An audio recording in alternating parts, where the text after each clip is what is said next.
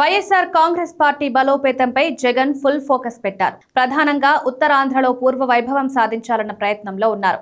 శ్రీకాకుళంతో పాటు విజయనగరం జిల్లాలో పటిష్ట నాయకత్వం ఉంది. విశాఖ జిల్లాకు వచ్చేసరికి మాత్రం లోటు కనిపిస్తోంది. ఆ లోటు భర్తీ చేయాల్సిన అవసరం ఉంది. గత అనుభవాల దృష్ట్యా 2029 నాటికి అక్కడ పటిష్ట నాయకత్వం అవసరం. ఆ దిశగా అడుగులు వేయాల్సిన అనివార్య పరిస్థితి జగన్మోహన్ది.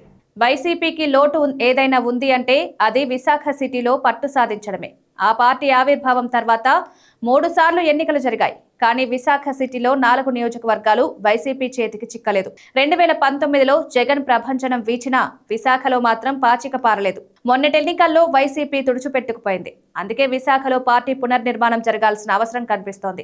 వైసీపీ ఆవిర్భావం తర్వాత చాలా మంది సీనియర్లు ఆ పార్టీలో పనిచేశారు. జగన్ ప్రకటించిన సమయంలో పక్కనే ఉండేవారు సబ్బం హరి. అటు తర్వాత మాజీ మంత్రి కొనతల రామకృష్ణ వైసీపీలో చేరి క్రియాశీలకంగా పనిచేశారు. ఆ తర్వాత మాజీ మంత్రి దాడి వీరభద్రారావు పార్టీలో చేరారు. దీంతో విశాఖ జిల్లాలో పటిష్ట నాయకత్వం కనిపించింది. కానీ క్రమేపీ ఒక్కో నేత దూరమయ్యారు. 2021 వరకు విజయసాయిరెడ్డి రూపంలో నాయకత్వం లోటు లేకుండా ఉండేది. 24 ఎన్నికలకు వచ్చేసరికి గుడివాడ అమర్నాథ్ ఒకరే కనిపించారు. బోడి ముత్యాల నాయుడు ఉన్న తన నియోజకవర్గం వరకే పరిమితమయ్యారు.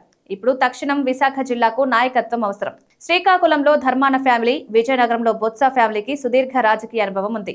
ఆ అనుభవంతోనే వారు జిల్లా రాజకీయాలు చేస్తున్నారు. వైసీపీకి వారు పునాదిగా మారారు. కానీ విశాఖకు వచ్చేసరికి ఆ పరిస్థితి కనిపించడం లేదు. అందుకే జగన్ వ్యూహాత్మకంగా విశాఖ స్థానిక సంస్థల ఎమ్మెల్సీగా బొత్సను ఎంపిక చేశారు. కీలకమైన భీమిలి నియోజకవర్గ బాధ్యతలను ఆయన మేనల్లుడు విజయనగరం జిల్లా పరిషత్ చైర్మన్ చిన్న శ్రీనుకు అప్పగించారు.